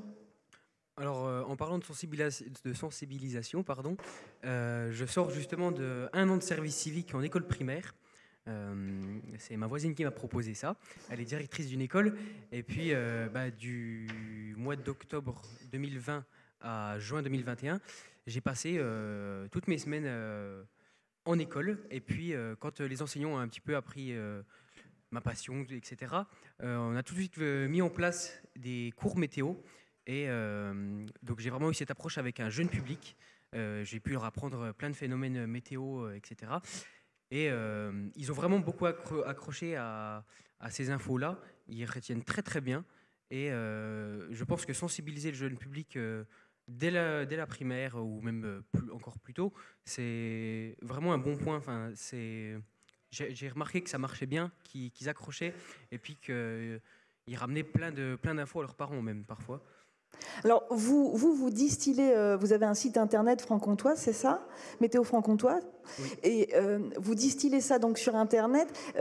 Quel est l'impact pour vous justement de donner cette approche météo via les réseaux sociaux? Alors, c'est vrai que sur les réseaux sociaux, c'est totalement différent de la télé et de la radio, du coup.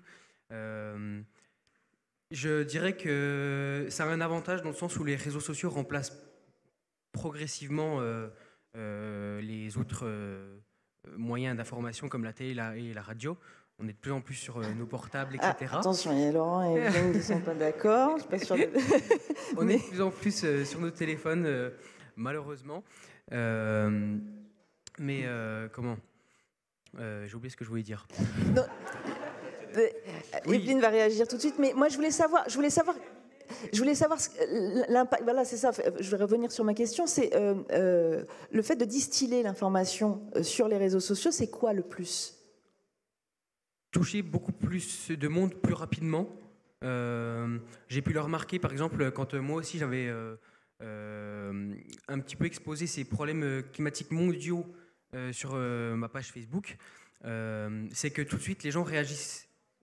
En juin 2021, j'ai généré 8 millions de vues sur ma page Facebook grâce, c'est pas vraiment le terme exact, mais à des orages de grêle, à des ouragans, à vraiment des phénomènes extrêmes. Et je dirais que l'avantage des réseaux sociaux et puis d'en parler sur cette plateforme-là, c'est de toucher déjà le jeune public, parce que nous, les jeunes, on est plus vraiment devant la télé, mais plus sur nos téléphones, sur les réseaux sociaux, sur Instagram, etc. Et passer par ces plateformes-là, c'est justement toucher ce jeune public. Evelyne, vous voulez réagir? On n'attaque pas Evelyne. Non, mais on défend sa boutique, hein, quand même. Non, mais c'est intéressant parce que, c'est vrai que les jeunes, maintenant... Combien de jeunes me disent moi je regarde jamais la télé, je regarde sur la tablette, je regarde Alors c'est vrai que c'était très intéressant parce que moi quand j'ai commencé en 92 à la météo, il n'y avait pas les réseaux sociaux et que quand on a commencé à voir justement sur les réseaux sociaux où vous pouviez taper même le nom de votre commune et savoir si dans une heure il pleuvait ou pas, etc. On s'est posé quand même beaucoup de questions pour nos bulletins météo en se disant on a 2 bulletins, 3 bulletins par jour, qu'est-ce que ça va devenir? Et j'en discutais souvent avec les gens aussi. Et ils me disent, non, on a ça, mais on a besoin de crédibilité. Et finalement, la crédibilité, c'est les informations que vous avez avec Météo France. On a besoin d'un échange aussi. Et ça, on l'a vu pendant le confinement, où moi, j'étais...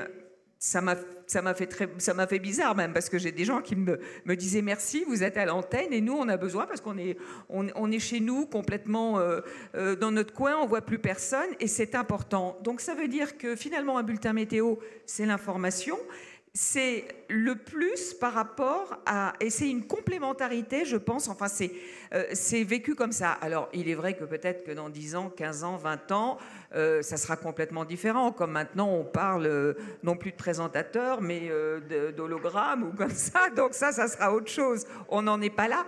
Mais c'est vrai que pour l'instant, et moi je vois, là, le soir on a 4-5 millions de téléspectateurs, beaucoup plus quand il y a des événements météorologiques, et que ça n'a pas bougé. Et voilà, donc il y a une complémentarité, mais on s'était posé quand même beaucoup de questions. Marie-Pierre ? Oui, en fait, oui, une complémentarité, c'est dans la création du lien, parce que nos petites boîtes, là, nos smartphones, ne créent pas de lien. Il n'y a pas vraiment de lien, c'est froid. Alors que nous, dans nos présentations de bulletins, il y a du lien, on crée du lien, on rentre dans les foyers, on est... Voilà, bonjour, rien que de dire bonjour, c'est déjà important. Mais c'était une question que je voulais vous poser à tous. Il y a eu le premier confinement où tout le monde était enfermé chez soi, donc avec 1 heure de sortie possible. Vous donniez la météo, mais pour des gens qui ne sortaient pas finalement. Donc je me suis posé la question, comment vous avez vécu aussi cette période-là ? Alors je vais juste revenir sur une chose. Le truc qu'on a quand même en plus par rapport au réseau, c'est l'incarnation et c'est l'explication. Donc ça, c'est une chose. Alors oui, c'était une période assez paradoxale parce qu'effectivement, on était tous enfermés chez soi. En même temps, on a bénéficié de conditions météorologiques qui étaient vraiment exceptionnelles parce qu'il faisait super beau et quand vous allumiez la télé, sincèrement, il y avait de quoi sauter par la fenêtre. On n'avait pas le droit de sortir dehors, donc on évitait. Mais je veux dire par là que les nouvelles étaient tellement mauvaises, la seule bonne nouvelle qu'il pouvait y avoir, c'était le ciel bleu et c'était le soleil et c'était les températures qui étaient agréables. Alors c'est vrai qu'il y en a beaucoup qui étaient en ville dans des appartements, mais c'est vrai que celles et ceux qui avaient un petit coin de jardin, c'est vrai que ça a été une période qui était plutôt pas mal. Et puis n'oublions pas que ça a été ça a été une période vraiment faste pour la télévision. C'est vrai, tu as raison, Ilyes, la télévision telle qu'on la connaît, c'est un vieux média quelque part. Il y a encore des téléspectateurs qui sont devant le téléviseur, heureusement, d'autres qui écoutent la radio. Mais on a connu alors une parenthèse pendant ce confinement. Il n'y a jamais eu autant de téléspectateurs devant les émissions. Moi, je me souviens sur Météo la carte, à 13h, on a fait... alors, ça bougeait peu en part de marché, je ne vais pas être technique, mais en tout cas, sur le nombre de téléspectateurs, c'était hyper important. Il y a juste un petit problème, c'est que nous, en télévision, et encore plus Evelyne à TF1, on a besoin de ressources publicitaires. Or, il se trouve que quand il y a le confinement, toutes les grandes surfaces, tous les magasins, les concessionnaires de voitures, les marchands de cosmétiques, tout le monde est fermé, et ben les annonceurs ne font plus n'achètent plus d'écrans publicitaires. Donc, c'est une période où il y a eu énormément de téléspectateurs, mais les recettes publicitaires, choum, elles ont carrément plongé. Oui, non, mais on a tous vécu ça. Et alors, à propos du temps, justement, qu'il faisait, parce que c'est vrai que le temps était extraordinairement ensoleillé à cette époque de l'année, pendant le confinement, entre mars et juin. Et les gens me disaient « Oh là là, c'est pas possible, on peut pas sortir, il fait beau. » Alors, je leur disais « Oui, mais attendez, on aurait un temps de cochon. Vous avez déjà peut-être le moral un peu dans les chaussettes parce qu'on ne peut pas sortir. Vous vous rendez compte de ce que ça serait? Alors, soyez heureux. On a du soleil. Et ça, et c'est vrai que les gens qui avaient nous, en ville, c'était différent, mais les gens qui avaient un jardin en ont quand même bien profité. Et on le voit maintenant avec les gens qui fuient la ville. Dominique Marbotti. Ouais, c'est juste un point que je voulais signaler sur les réseaux sociaux qui pourra peut-être vous étonner, en particulier Eliès. Parmi les études qui sont menées actuellement, par exemple, il y a comment utiliser les réseaux sociaux comme système d'observation. Et en fait, on arrive à détecter pas mal de choses, parce que dès qu'il y a quelque part un phénomène qui sort de l'ordinaire, le cas typique, par exemple, c'est des tornades aux États-Unis, il y a immédiatement des gens qui interviennent sur le réseau social pour signaler qu'il se passe ça et ça. Et donc, en effectuant un suivi, alors effectivement, ça se fait avec des gros ordinateurs pour traiter l'information très très vite, on voit tout de suite apparaître le signal qu'il y a un phénomène. En détectant un certain nombre de mots types, on arrive effectivement à savoir qu'il pleut à un endroit, qu'il y a une tornade. Ça marche aussi pour les tremblements de terre, par exemple. Donc, ça fait partie des études qui sont menées actuellement, de se servir de ces réseaux sociaux, je dis, comme système d'observation. On s'en sert aussi dans les journaux, parce qu'on voit de plus en plus d'images envoyées par des téléspectateurs. Alors le problème, c'est toujours la crédibilité, être sûr que c'est bien... Comment ? Il faut compter sur le nom. Voilà, c'est comme ça que c'est vérifié. Quand on reçoit d'une région des réseaux sociaux les mêmes images, etc., on compte sur le nombre et on se dit, là, OK, on peut y aller. Je vais me faire taper dans les pieds, mais je reprends la météo. Alors, le mouvement, le réchauffement climatique, la jeunesse se mobilise. La météo, c'est un truc de vieux ou c'est un truc de jeune aussi? Les deux, mon commandant, non? Je suis un peu rude, mais quand je vois Ilyes, je suis abasourdie en fait de ce qu'il fait, tout seul. Donc c'est pour ça.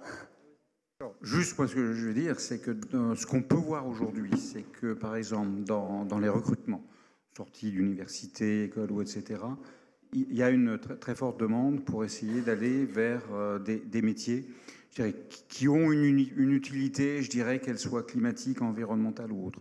Donc il y a une forte demande, je dirais, des jeunes diplômés ou autres pour aller vers ce type de métier. Et, de ce point de vue-là, on ne voit pas de grosses difficultés de recrutement dans ces métiers scientifiques. Ilyes, Alors, j'aurais du mal à répondre si c'est plus quelque chose pour les jeunes ou pour les vieux, mais faut savoir que je ne suis pas le seul à avoir une page Facebook de météo régionale. Il y en a un petit peu dans toutes les régions. D'ailleurs, je vous incite à regarder un petit peu sur Facebook ou sur le réseau social sur lequel vous êtes. Mais par exemple, il y a Météo franc-comtoise en Franche-Comté, mais il y a aussi Météo Côte d'Azur en Côte d'Azur. Il y a vraiment plein de petites initiatives comme ça qui se développent sur les réseaux. Et la plupart de ces gérants de pages Facebook, ils sont plutôt jeunes. On a, par exemple, on est souvent entre 18 et 24, 25 ans à gérer ces pages Facebook et à être, comme vous le disiez, le point de départ de l'information. Quand, par exemple, il y a une tornade, tout de suite, on va avoir l'info via ces réseaux. Laurent ? Ouais, ceux qui ont 25 ans, ils sont déjà vachement vieux. Le truc, parce que tout à l'heure, on a taquiné Ilyes sur voilà, la météo à la télévision, où il y avait une incarnation, il y avait de l'explication, plus que sur les réseaux sociaux. J'aurais souligné une chose, on a parlé du réchauffement, du dérèglement climatique, et aujourd'hui, il faut le reconnaître, c'est qu'on a une jeunesse qui est extrêmement bien informée. Et je pense que ces réseaux sociaux, ils sont pour beaucoup aussi. Alors que ce soit dans les explications du phénomène qui est en cours et qui est de plus en plus, qui est une certitude aujourd'hui, mais également sur les solutions qui sont mises en place, les initiatives qui sont menées à droite et à gauche.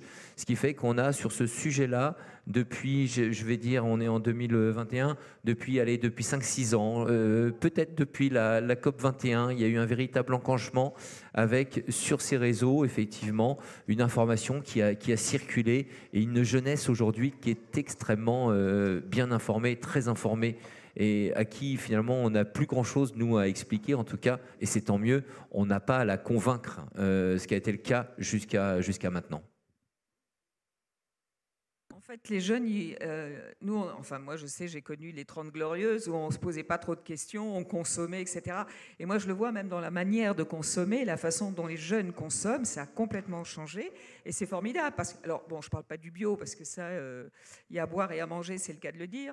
Mais la façon dont vous appréhendez ces problèmes, c'est évident. Et même dans les bons gestes à faire, comme on dit. Nous, on a peut-être les mauvais réflexes. Vous les avez de façon innée. Et ce qui est amusant d'ailleurs, c'est que dans les publicités maintenant, vous voyez, ce sont souvent les gamins qui disent à leurs parents ce qu'il faut faire. Et voilà. Et donc, et je pense que moi, j'ai beaucoup d'espoir dans la jeunesse et je pense qu'il faut trouver des solutions. Bon, c'est pas évident, mais ils sont partie. Moi, je sais, quand j'ai commencé il y a 15 ans comme ça de parler du réchauffement climatique, comme ça, on me disait, moi, après moi le déluge, à 1 degré ou 2 degrés de plus, qu'est-ce que ça peut faire? Ou tant mieux, j'aime bien la chaleur. Alors que maintenant, il y a une prise de conscience complète. Alors c'est vrai qu'on est devant le fait accompli et devant des événements qui fait qu'on ne peut plus reculer. Mais moi, j'ai une grande confiance dans la jeunesse et dans la façon dont tout ceci va évoluer. Et c'est vrai que j'ai une petite nièce qui a aujourd'hui 14 ans. Et il y a 6-7 ans, je me souviens, on se promenait au bord de la baie de Somme. On est originaire de la Picardie. Et à un moment donné, je la vois courir. Je dis, mais où tu vas? Elle me dit, t'as pas vu là-bas, il y a du plastique, je vais ramasser. Elle est partie ramasser son plastique. Et elle a fait ça tout le long de la promenade. Et je n'en revenais pas. Elle avait 8 ans. Et à ce moment-là, j'ai pris conscience, effectivement, comme tu le disais, ils sont nés avec. Contrairement à nous. Donc, ils font beaucoup plus attention, je pense. Enfin, je l'espère, en tout cas. Eh ben, je vous remercie à tous. On va s'arrêter là. Les questions étaient très nombreuses, vous avez vu. Vous avez bien fait votre job. Merci Evelyne Delia, Marie-Pierre Planchon, Laurent Romeshko, Ilyes Gouil, Dominique Marbouty et David Salas-Imelia d'avoir participé. On a une question, je crois. Ah, il y avait une question. Ah bah, il était temps. C'est allumé. Une seule, on va être obligé d'en prendre qu'une seule. Donc bonjour, je m'appelle Mathis, j'ai 17 ans. On dit souvent que le présentateur météo, c'est un membre à part entière de la famille. La télé est un membre de la famille. Qu'en penseriez-vous de conclure, par exemple, vos bulletins météo par un message de prévention sur l'utilisation des transports, par exemple, On sait que trop de transports entre le domicile et le travail sont faits en voiture et pourraient être évités. Qu'en penserez-vous de faire ce genre de message de prévention? Très très court parce qu'il faut qu'on s'arrête. Bah, oui, c'est-à-dire ces messages de prévention. Alors d'abord, il y a un problème que tu n'as pas, c'est le temps. Alors je ne parle pas du temps qu'il fait, mais du temps que l'on a à l'antenne. Moi, c'est vrai que j'ai beaucoup fait, il y a quelques années, les bons gestes à faire, 10 km à l'heure en moins, c'est 10% d'économie d'énergie, c'est bon pour la planète, etc. Je pense qu'il y a quand même une prise de conscience de la part des jeunes, et puis on le voit aussi. Mais la difficulté pour parler de tout ceci, on a des bulletins, et Dieu sait si maintenant ils sont de plus en plus importants, parce qu'avec ces problèmes de réchauffement climatique, on a souvent des vigilances et beaucoup de choses à informer avec les risques encourus. La difficulté, c'est vraiment d'avoir du temps pour pouvoir faire ce genre d'informations. En revanche, dans ton émission, je pense que tu peux le faire. C'est ce que tu vas nous dire. Oui, non, bien sûr. Alors oui, ce sont des choses qu'on peut essayer de faire, c'est donner des conseils, effectivement. Après, c'est toujours aussi un petit peu gênant de dire aux gens ne prenez pas votre voiture pour aller à votre travail. Moi, je me mets aussi à la place de beaucoup qui n'ont peut-être pas forcément le choix. Il faut que ça suive aussi derrière. Il faut qu'il y ait les transports en commun. Enfin, il faut bien que les gens ils aillent travailler. Je pense à ça aussi. Parfois, il y a un discours qui peut être un peu moralisateur et bon, je suis toujours assez prudent avec ça. Mais les bons gestes et tout ça, j'essaie de donner moi dans l'émission. Et le bon geste, ça va être de terminer, de souhaiter un bon week-end. Et moi, je voulais finir sur un proverbe, parce que, enfin, pas sur un proverbe, mais sur une citation, parce que j'ai l'habitude de terminer comme ça mes bulletins. Et vu la question du jeune homme de 17 ans, pour trouver des solutions, parce que c'est quand même ça le but aussi de toutes ces réflexions. Je reprendrai une citation de Gandhi qui a dit « Soit le changement ou soyez le changement que vous avez envie de voir dans le monde ». Et à partir de là, chacun fait sa part. Voilà, merci Evelyne Delia, Marie-Pierre Planchon, Laurent Romeshko, Ilyes Gouil, Dominique Marboutier et David Salah Imelia. Merci beaucoup à vous. Et donc la météo, c'est l'affaire de tous. Voilà.